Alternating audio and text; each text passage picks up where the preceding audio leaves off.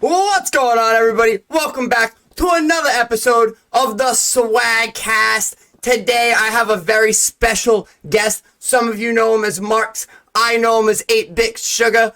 He is a great rapper with hits like My Girlfriend Likes to Party All the Time. And he is a massive Sugar Sean O'Malley fan. What's going on, Marx? How we doing?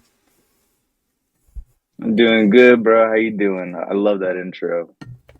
I'm doing all right. I knew you'd love it. I'm getting better and better with my intros. You know, I like to really gas my guest up at first. You know, get him smiling, get him going. You Yeah, know, yeah, yeah. It's so working. It's working. yeah, you know, I'm getting it. So the first thing I wanted to talk to you about was the music because I'm a big fan of the music. I haven't gotten a chance to listen to the last single you just dropped. I like to vibe out and listen to them on stream.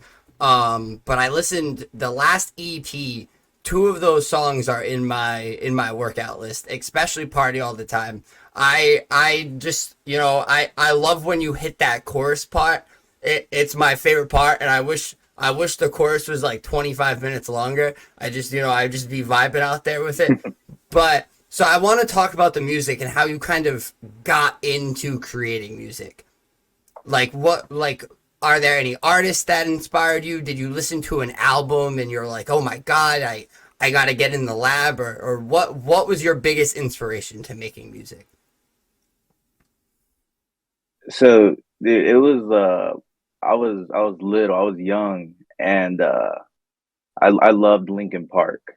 That was like my band, Mhm. and I would me and my cousins would make parody songs to like Linkin Park songs, and it went from parody songs, then it went to freestyling as I was getting older, like in eighth grade, just freestyling all the time. And then towards my sophomore year, I never really had like plans on making music. And then my sophomore year, this is about so to get how old I am, it was about 10 years ago. Mhm. I had a friend who was making music in another town, and at the time there was no one really making music like that around here.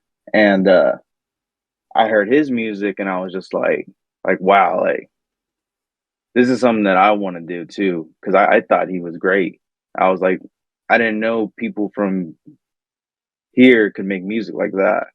Mhm. So after that, I was like, I want to make music, and I actually didn't make music till about 4 years later after that. So But yeah, so with that's a crazy time frame. So with Linkin Park, you pretty much just told me Linkin Park is your biggest inspiration coming into rap. Which rap's not really your big yeah, genre. Like you're kind of like I see a lot of Post Malone vibes in your music because you like to switch the genres around and you do maybe two genres in one song. Like you like to really mix it. Like your last single, I saw that you did more of a rock vibe to it, and that maybe explains it, with Linkin Park being your big inspiration. But you did say you took like a big time jump into not really focusing on making music, but now it's your big focus. And when you say you didn't really know people could make music where you're from, are I kind of get confused because I know you saw Sugar win against Aljo, and I assumed you were from Boston, but I see you all the time posting about Houston. So I sometimes get confused if you're actually from Houston or Boston. so I'm actually from Corpus Christi, Texas. Oh, okay. I flew to Boston to go see that fight though, because I knew he was gonna win, and I was like, I'm not gonna miss that. So me and my buddies, we got tickets, and we flew to Boston to go see. We flew across the country to go see him knock that motherfucker out, bro.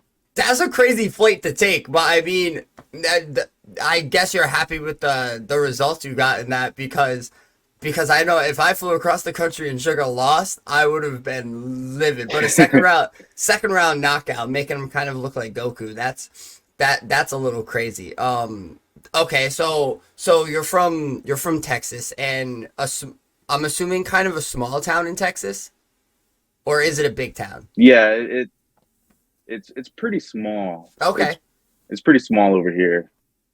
Okay, so kind of explains your assumption as to where like people can't really make music from this area. So you're from a small town in Texas. Is it more northern or southern Texas? Southern, like bottom of the map. Like Selena. Selena's from here, Corpus Christi. Yeah. So yeah, we got Selena, Brockhampton. That's pretty much it. Okay. So kind of bring me through finding studios or actually how did you record your first ever track? Was it in a studio or I some rappers have crazy stories with my first track was recorded on an iPhone. I was just rapping into my AirPods or things like that. Like what did you how did you record your first track? How did you go about that? So me and my friend, we split a mic. We're like studio time's super expensive, and Mhm. we didn't have that much money. So, but he had a computer.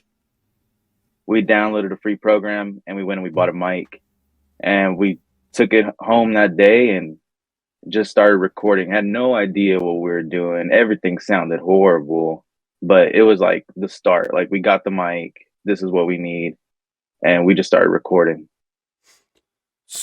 Was it a cheap mic? Like Yeah, it was the snowball. oh, okay. The That's the actually not that snowball. Yeah. that's actually not that bad of a mic to have your first recording on. I remember back in the back in like 2015, I had started my first podcast and I had started it with a $10 mic I had gotten from Amazon and everything sounded like I was talking through an air conditioner. It was brutally insanity. So Yeah. so you said you guys didn't know what you were doing, but so walk me through that process. How did you learn how to mix, get the beats or make the beats or kind of like make your tracks sound good? So what I had to do is we were using this free program. I can't even remember what it was called. But what we had to do eventually was like, hey, like if we want it to sound good, we're gonna have to invest in a new program. So we invested in Logic Pro. And from there I started going on YouTube, just searching up how to sound like Post Malone, how to sound like The Weeknd, how to sound like Drake. And from there I was just taking every little thing and making it into my sound. I would take pieces from here, pieces from there. Basically, I learned everything from YouTube, like how to mix, how to master. It was all YouTube. So you mix and master everything yourself? Yes, yeah, I do. I refuse. I'm a cheap person.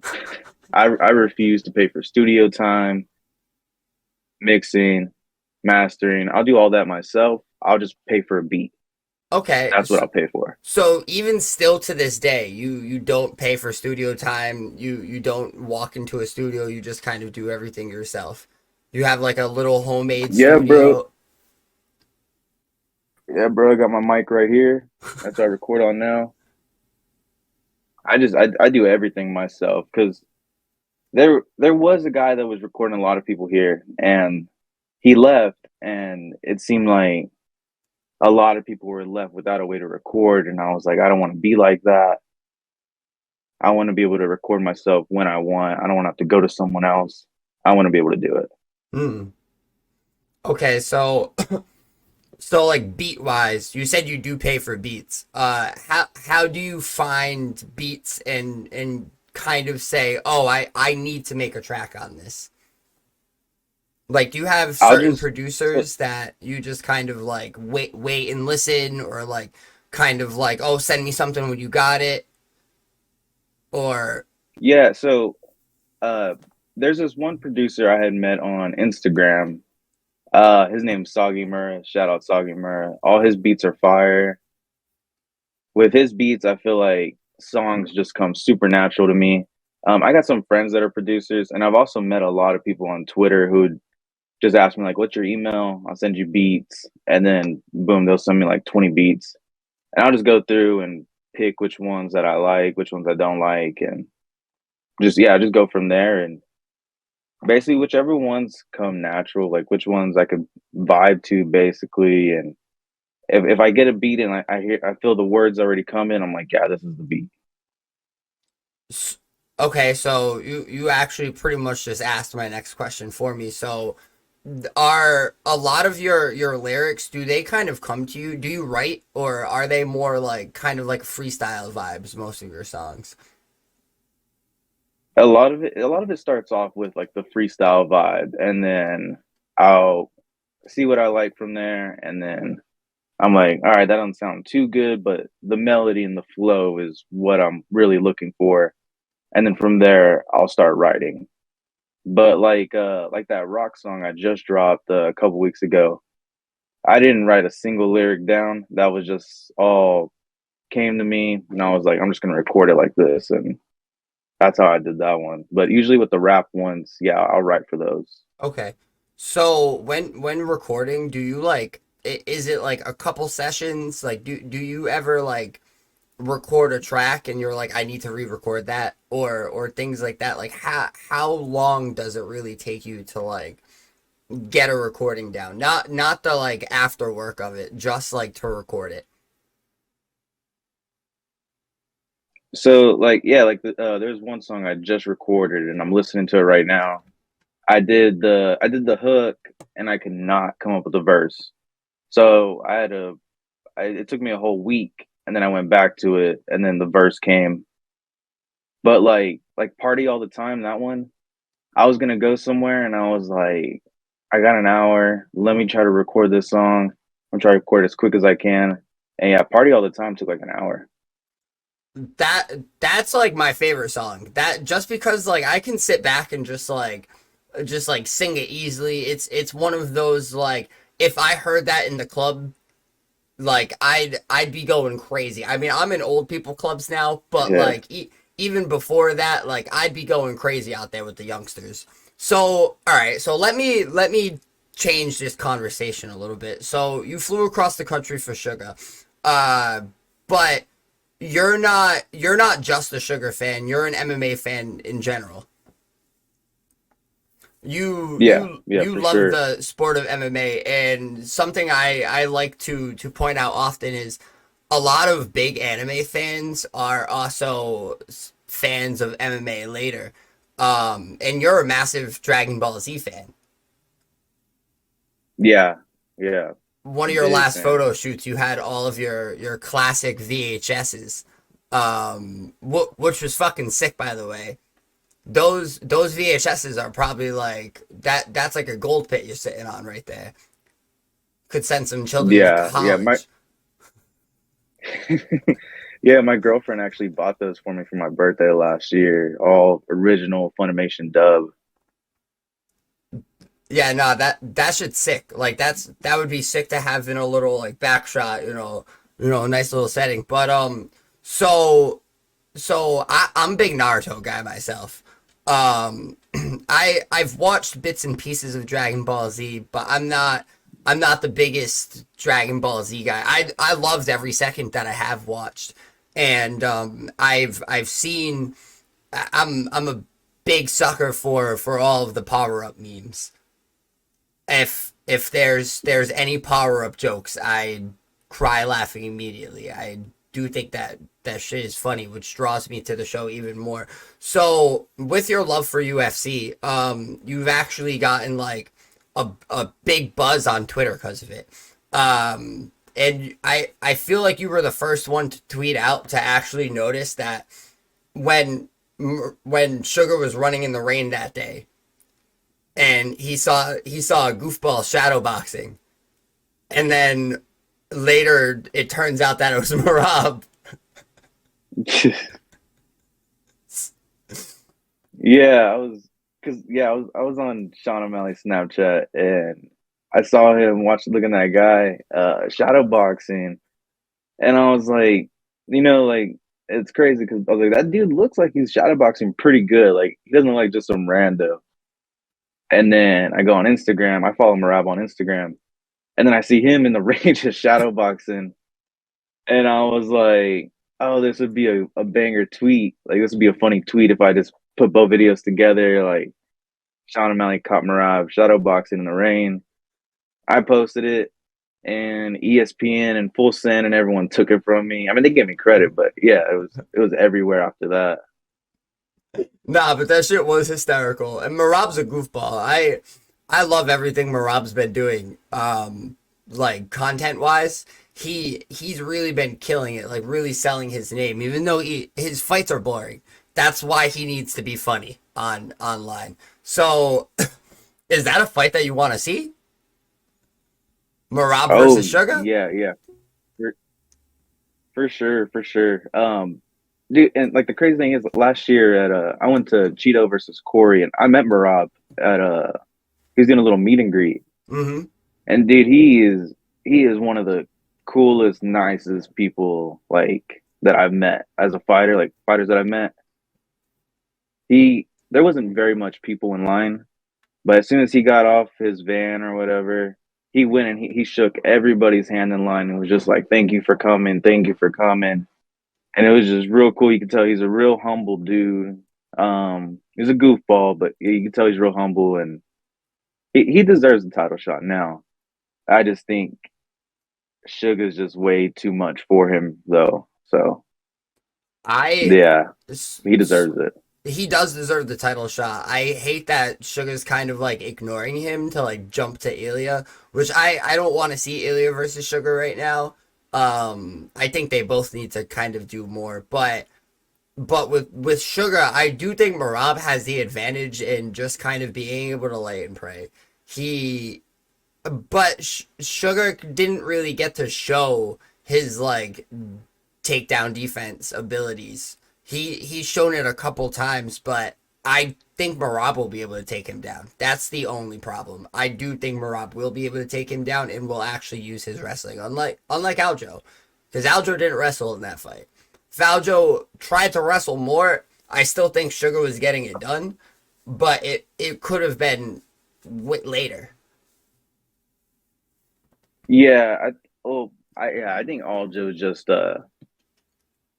Aljo has a lot of patience. He had a lot of patience that fight. I've never seen him have patience like that. I don't know if it was like if he was shook a little bit because that whole week was just crazy. Everyone was just on Aljo's ass, just yelling, screaming at him.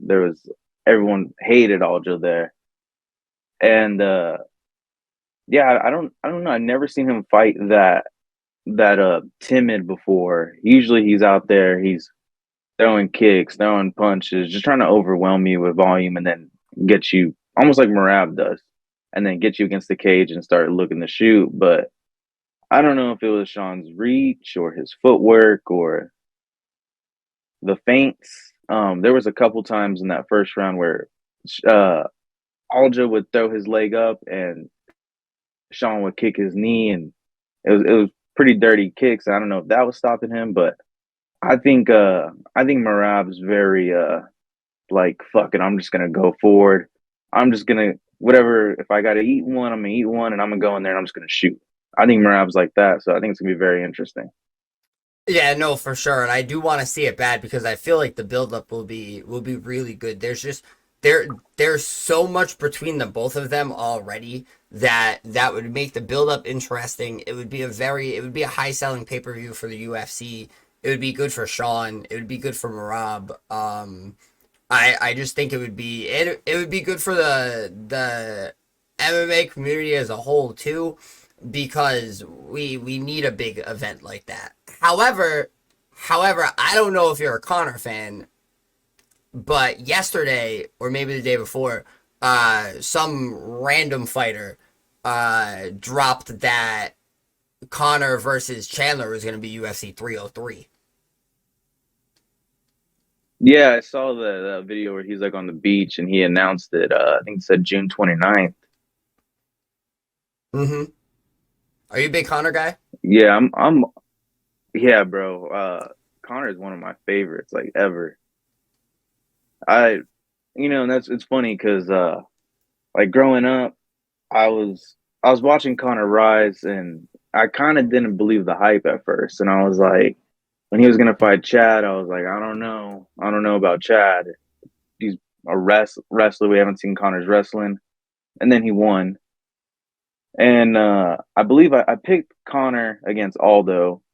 That was the only time I picked Connor until and then the Nick fight or the Nate fight. I picked Nate, and then I picked Nate again. But yeah, I've always been a huge Connor fan. Uh, I've always thought he was gonna be like one of the best ever, and just wish he got to fight more. But I'm super excited for this Chandler fight. I do think it's a bad fight for him. I think it's a super tough fight to come back after what 3 years, 2 years not fighting. Has it been three But years? was it 2021? Yeah, it might have been 2022, but uh actually it might have been I 2021 think the when he last broke Dustin, his leg. I think the first Dustin fight was 2021, and the second one was 2022. Because he fought twice in 2021. He fought Donald in January, and then he fought Dustin later that year. So I I think think he early. fought Donald it was 2020 when he fought Donald because it was right before COVID, I remember, and then everything shut down and he didn't fight Oh, again. was it before COVID? Yeah, it was right before Oh, COVID, like 2 months before. oh, okay. See, that's why I thought it was after COVID But because they were fans, but it was before. All right, so it is very possible that it was 2021, but nevertheless, even 2 years is a long layoff. But Conor McGregor has proven that like you can come back from layoffs before, unless you count that Khabib fight. But Khabib is a different monster, and Khabib oh wanted yeah, to. Khabib was smoking them all. Conor talked way too much shit for that fight. Khabib would have been a little bit nicer if Connor wasn't. But however, that shit was bad. That was he jumped the cage, and we need more energy like that in the Yeah. UFC again. But it is a tough fight for Connor Michael Chandler because Michael Chandler is the type to wrestle and ground and pound. But Michael Chandler's been thinking he's always been like this his whole career, but he likes to stand and strike. He likes to take punches, and Connor's not the guy that's just gonna throw a bunch of punches and not knock you out. Like he's gonna precisely KO you if you stand in his pocket. Yeah, the thing, like, I think Chandler just falls in love with his power a little too much because he knows he has power, but his striking isn't the cleanest, especially like not on Connor's level, but he's got the power. That's what makes him super dangerous. Like what he did to Tony. Like, Tony's a way better striker than Chandler, but it just takes one in MMA. Yeah, no, for sure. I do think Tony is he was way too washed when he fought Michael Chandler. Uh Tony just like Tony's one of those fighters that are just is so active and he's taken so much damage and it's really starting to show on his record cuz what is it like a 7 fight losing streak now.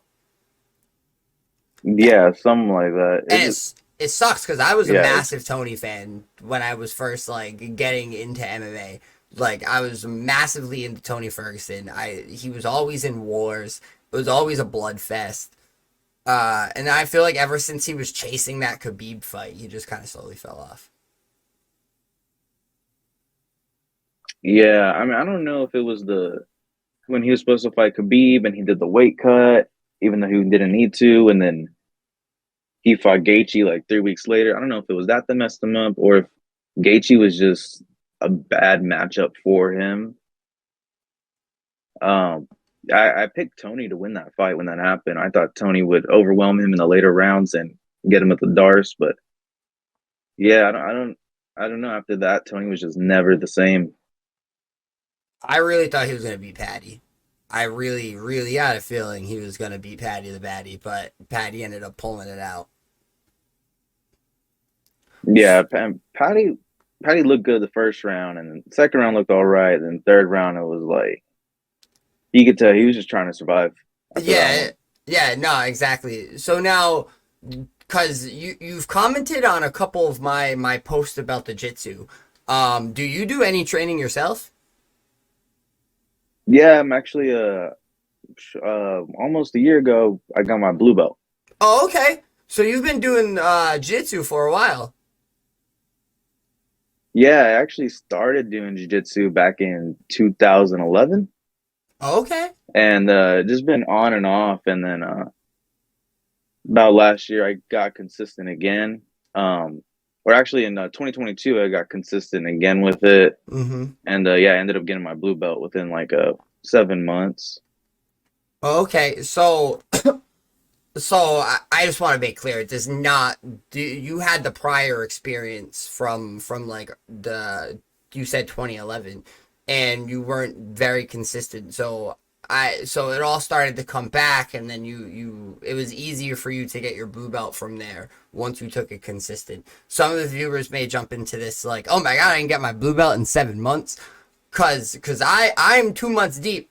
I'm telling you right now, I am not 5 months away from my blue belt. I am getting dogged out there, brother. It is not a beautiful sight. I've only gotten one submission so far, and it was against somebody who started like 3 days prior to that rolling event. However, like I the progress is coming slowly but surely, and it is something that I used to wrestle. I have like 10 years of wrestling experience. So like I'm starting to finally like get my flow back, and finally starting to realize things I used to do in wrestling and starting to mix the wrestling in. But jitsus are so fun. I love it. Like I've been doing like 3 sessions a week, like just vibing out, chilling. You said you've been doing jujitsu for 3 years now, like consistently. About 2 years, yeah, About two. about 2 years now. Do you compete at all? Yeah, on my TikTok, I actually have like some little highlight clips. We started doing these tag team matches, and I competed in that. I think it was last August, last time I competed. A jiu-jitsu tag team match? Yeah, something my coach made up. My coach is very he's very like unique with he's always looking to do something different that no one else is doing. And yeah, he's big WWE guy too, so we did like tag team matches. That actually sounds awesome. Now, are you a big WWE guy? Oh yeah, hell yeah. Oh, okay. So let me just come out and ask if Cody's gonna finish the story.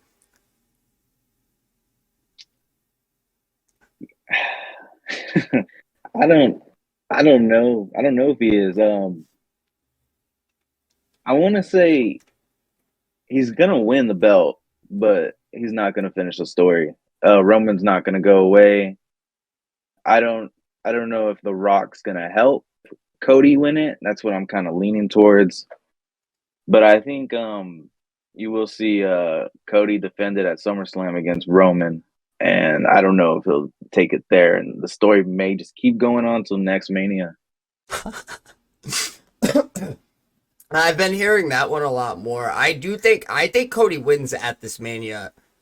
I don't know how or with who, but I also think there's gonna be a lot's gonna rely on the tag team match too. And that's a cool thing about this storyline. And that I just think like WWE's back, cause I took like a 10-year break from like 2011 to like I just started watching again like two manias ago.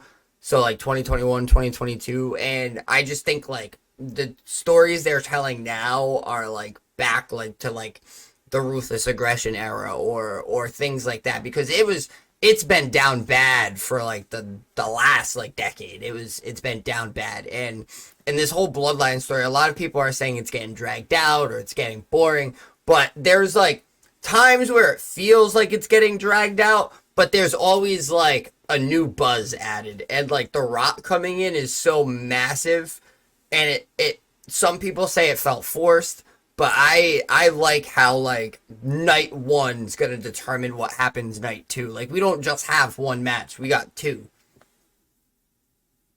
Yeah, you got Roman main eventing both, and like yeah, like same thing for me. Like I wasn't into WWE.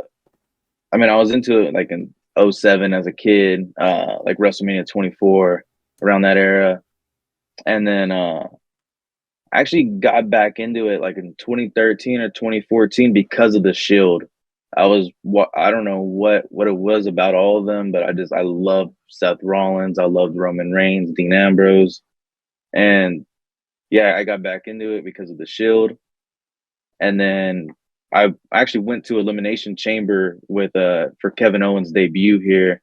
That was that was insane, and yeah, and lately it felt a little for a bit, and then now I'm like, this is the best WWE's been in a long, long time. Like right now.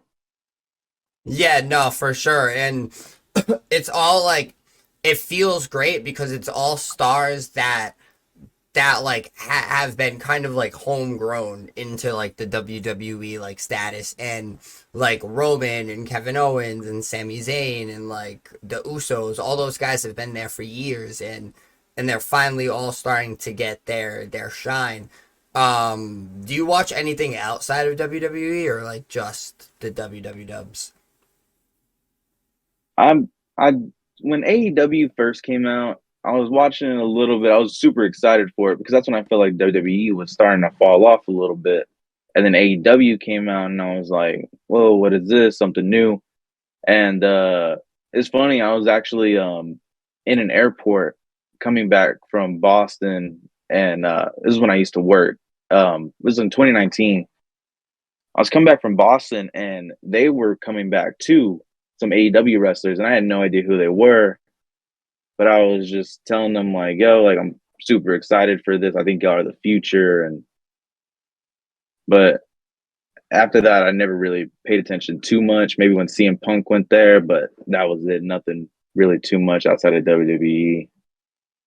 Yeah, no, it's tragic because I started watching it like a month before CM Punk got fired for CM Punk, and then CM Punk got fired. Uh, that's like my relationship with AE Dubs. Um, but so so you did this jiu-jitsu tag match, and you are a wrestling fan, and you're a blue belt. Could you see yourself ever doing kind of like some kind of pro wrestling match? Oh yeah, so like my goal is like as a rapper is to get big enough to where WWE will want me to go like do something with them, like anything, like whether it's perform there or. But I would love to get in the ring. I love wrestling. I wrestled all the time as a kid. Jeff Hardy and Undertaker are like my favorite. So I feel like I take a little bit of both from them, and as far as my moveset goes, and then yeah, I would love to do it. You gonna do Jeff Hardy stuff? You gonna be jumping off of ladders and balconies and You know, yeah, I probably would for the gram, basically, just to get a pop. Hell yeah, I'd jump off a ladder one time, just one time. I probably wouldn't do it again after that, but just I've one time. yeah, no, I've been trying to learn how to do a backflip. So if I'm ever big enough where WWE wants to put on WrestleMania Swaggy versus Logan Paul, I can smash some moonsaults off the top rope. But uh it would be crazy to get inside of a ring. But so as a rapper, you have been growing. Your Spotify growth has been real. You do post it often on Twitter, and of course you do have a big pop from multiple communities on Twitter because you're in the wrestling community and the UFC community and the music community. So you have all of these different communities, and you're able to produced all of these different communities because all your music's not strictly rap. It's all different genres. Even though a couple times in this episode you've classified yourself as a rapper, so is that like what your main genre is? Like you just want to take other genres and give it the overall rap vibe? Yeah, I think basically, yeah, I see myself more as like you said, like Post Malone. Another artist I compare myself to is like Juice World, like Trippie Red, and Lil Peep a little bit. Like it it's classified as rap, no matter what I do, really. But I do think like I add like rock elements with my vocals, and but yeah, I do consider myself a rapper or singer, whichever one. But I just think it's cooler to say rapper. So that's why I call myself a rapper, to be honest. And the glasses. We talked about it a little bit before we even started recording. Cuz I felt like something was missing. And then you had put those on. Now you told me it was like a common thing. You haven't done a shoot in months without them on. When did that become like your thing? Because I know you always have those glasses on in any photo and any music video, that they're always on your face. When did that really like become a thing in your shoots and your music? And do you record in the glasses? No, I didn't. I don't record in the glasses. No, because the room gets pretty dark. No, usually I record like I'm chilling when I record. But and I so like my whole vibe has always been I want to look like I'm from the future. I'm all about having a look. I feel like as an artist, as a rapper, you got to have a look. You got to have something on brand. And my whole thing is like I want you to think like I'm from the future. I want my music to sound like I'm from the future. Like I'm not from Earth or this time. And I feel like the glasses kind of add like that futuristic vibe and style to it. And like a lot of like my fashion sense is inspired by like the Y2K era, like 2000s. I feel like 2000s was like they were trying to look futuristic, and then in 2010, I don't know what happened. It got all hipster, but the yeah. So I'm just trying to look like I'm from the future. So fashion wise, are you more into like the older early 2000s stuff? The baggy jeans and the retro tees and things like that. Yeah, like for sure. That's I mean like in high school I wasn't. I was like I was doing what was popular at the time, like almost like skinny jeans, some Vans. Basically is what was popular at the time, but as I got older, and I'm not a small dude, so like my for my body type, it doesn't really look good either. And then I started wearing baggy clothes, the baggy jeans, the baggy jackets, and I was like, this looks pretty cool. I kind of like the way this looks, and then yeah, I feel like that's kind of like coming back now in fashion. Is it's all 2000s Y2K. It's like the baggier the better. I don't really see skinny jeans no more. Yeah, it's like it kind of breaks my heart because I love your fashion sense. I always, any photo I ever see, I fucks with what you're wearing. But for me, I'm a smaller guy. Thank you, I'm thank you. like pushing like 140. I'm 150 on a good week. And the baggy pants, I'm swimming in the Pacific Ocean. It's not working for me. It's just they no matter how many belt I could put the Cody Rhodes weight belt on, and it's not keeping those pants up.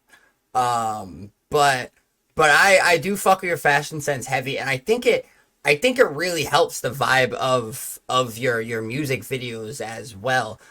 You had this one music video that was you were in a parking garage for it, and I believe you had two different fits on in the video, and which the shoot for that was awesome. I remember you tagged the videographer that did the job, and he did a great job on that. But kind of bring me through real quick, like how you like go through what you're gonna wear for shoots, and how you kind of like direct a music video. Do you do the direction for your music video, or do you kind of like leave it to your videographer, or do you just tell him what you want? So my videographer is one of my best friends, and we had this idea forever. The one where I was wearing the two outfits, where it's almost like I get killed, take off the mask, and the killer's me. Mm-hmm. We had that idea back in 21 for another song that it came out, and it didn't work out the way we wanted it to. And then for that one, I was like, well, let's do it. let's do it in this parking garage. It'll be easier. We can get it done. And I told him my idea. He picked the spot. I just gave him the idea, and yeah, we just filmed it. And as far as outfits go, bro, I just like before a shoot or something, I'm there throwing on everything, trying on everything, seeing what looks good and what I like that day. And it's only gonna take me about 30 minutes just trying on everything, seeing do I like this shirt with these jeans, or is it these jeans, or is it these shoes, or I'll have to go through each one to see. And usually it's the first one that I chose, but I just have to go through and see which ones I like. You just be bringing a duffel bag of fits to shoots. Nah, I do it all at home real quick. And I feels but for okay. that shoot, yeah, I had to bring some extra clothes for that shoot just because I was wearing two different things. Because in that shoot, I was two different people in that one. Yeah, that video was fire. The way it was done and the editing was so good on it too that it actually did look like two different people playing just you.